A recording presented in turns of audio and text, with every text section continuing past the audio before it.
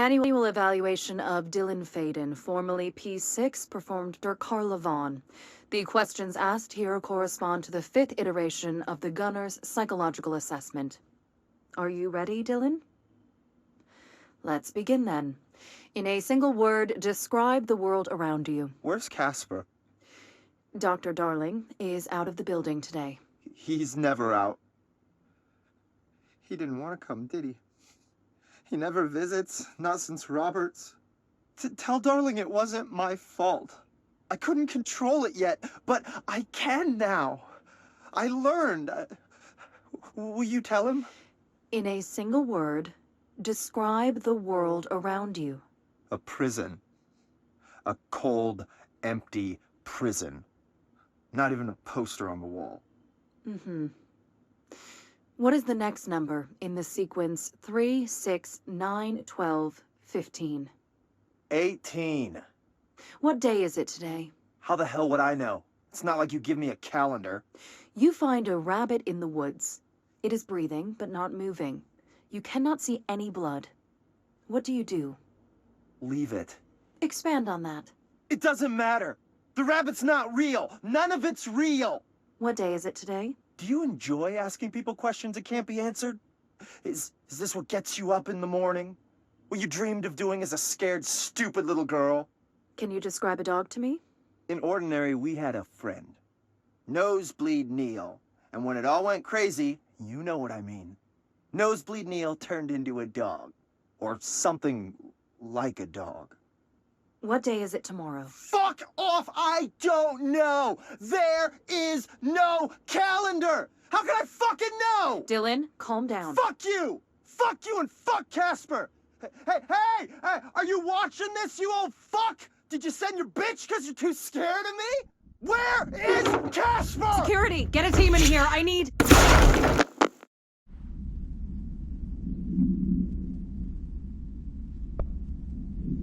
We used to play there all the time.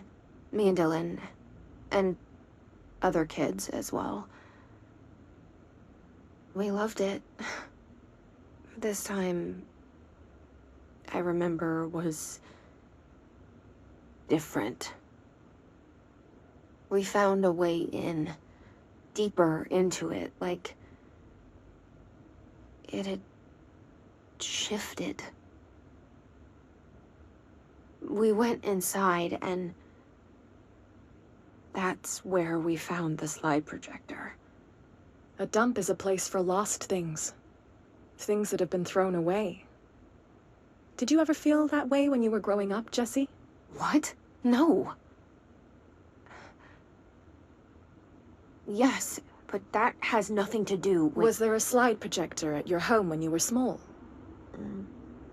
No. Those were before your time, I suppose. But your family did look at photos together, maybe? In one form or the other? Maybe. When was this? Can you remember? At parties? Barbecues? How did it make you feel? Did your parents ever show pictures that embarrassed you? Was alcohol ever involved at these parties? Did your parents drink? Did that make you uncomfortable? No. That's just stupid. Come on.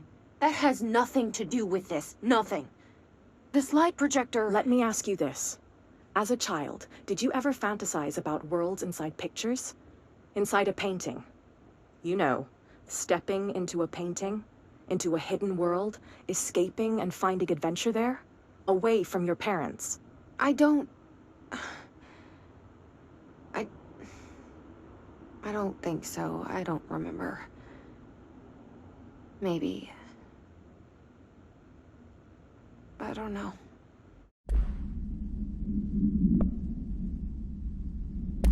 You mentioned a poem time we talked. By Thomas Zane? Yes. Beyond the shadow you settle for, there's a miracle illuminated. I looked the poem up. Only I couldn't find any poet by that name. I did find a European filmmaker who moved here in the 60s, named Thomas Zane. What? I don't... No matter. It suits you very well. The poem. How you see things. Maybe you wrote it yourself? I didn't. No matter.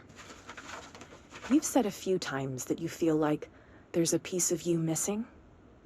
Can we talk about that? Okay.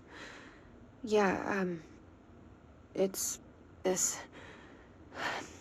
I feel an emptiness, a yearning for something that I think I lost. It's natural for you to feel that way. Your brother and your parents are dead. No! No. Dylan's not dead.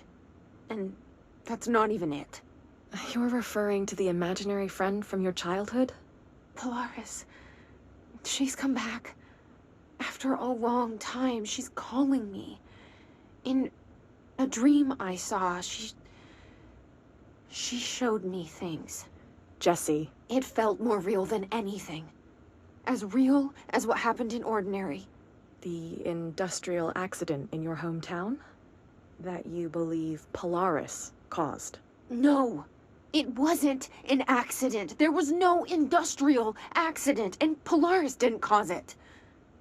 She saved me and Dylan. Jesse... No! It was a cover-up. The government knows about it. There were agents there. Agents from... I don't know exactly, but they took Dylan. I'll find them. I won't stop looking. Polaris wants me to go to New York. There's a building there. I have to leave soon. I have to be there at a very specific time. Something hugely important is going to happen. Jesse, you know we can't let you go until you're well. And that begins by understanding what's real and what's imagined.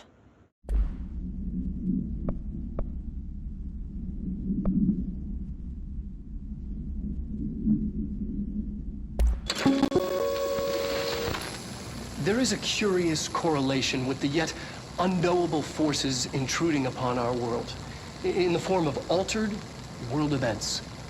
These forces gravitate toward archetypal objects, a gun, a television, a supposedly haunted house. So clearly humanity affects this process. Our collective unconscious is a map of sorts. We hold the key, but we don't know how to use it.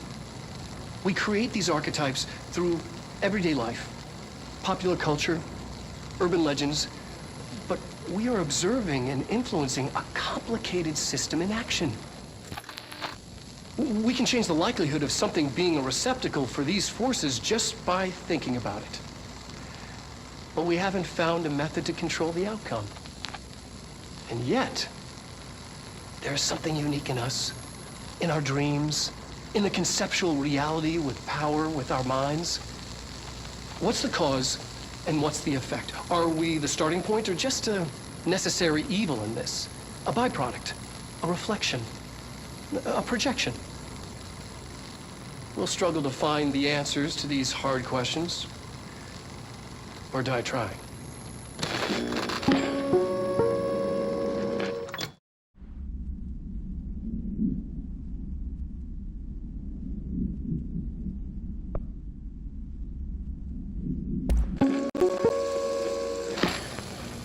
During an AWE investigation, our agents discovered a light switch cord in a Butte bungalow closet.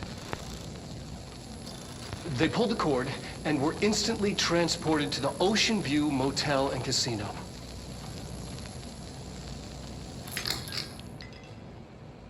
Dream like haze. Whoa.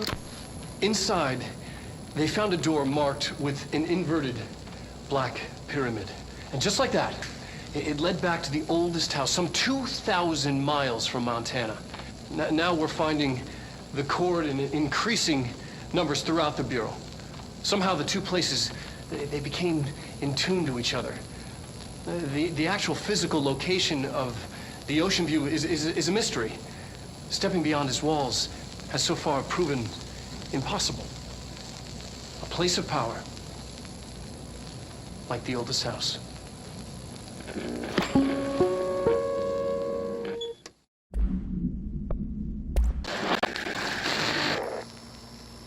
Dylan's a lost cause. I know I struggled to see this, but we've contained him now.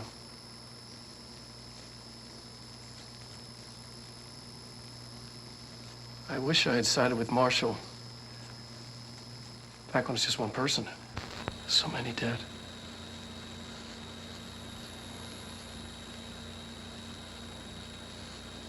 I thought his youth was an asset.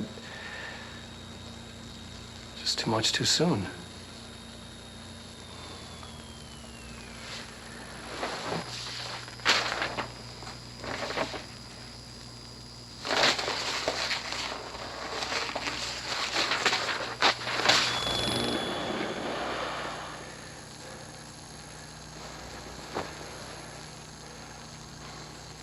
Effective immediately.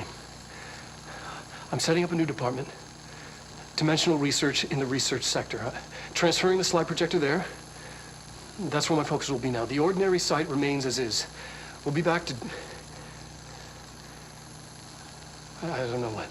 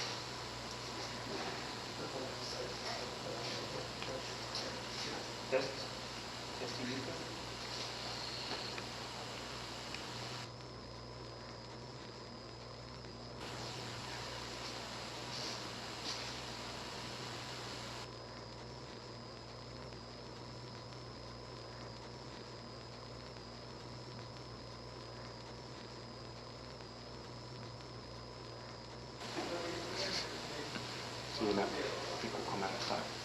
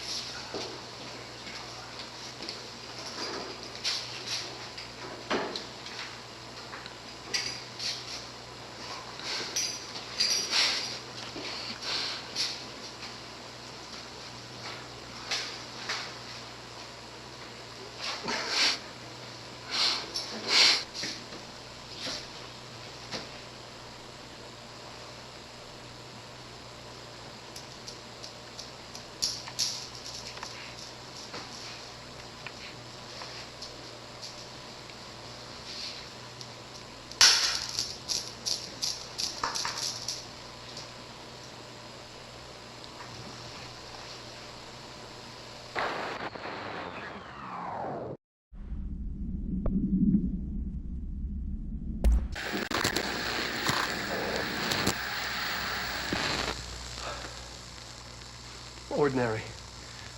So much coming together in this one case. A new object of power, something we have not seen before. I mean, coming from me, that's saying something. And the boy, Dylan Faden, prime candidate 6. And the sister as well. Well, once we catch up with her, but the boy, that's so much potential. We're talking Northmore level readings here. And I don't want to invoke his name, but it's completely different circumstances here. It's remarkable.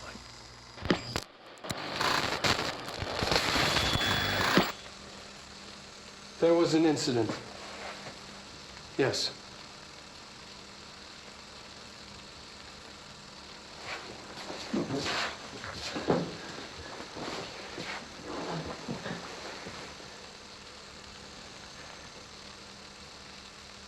We lost a valuable member of our team, yes. Excessive force. Dylan has so much. But he's just a kid. Like, I'll take the blame. He needs some slack. I mean, boys will be boys. He's exceptional and under a lot of stress. Roberts got killed. It's an unfortunate accident, that's all. Marshall needs to realize this. We will make this work. We'll make this work.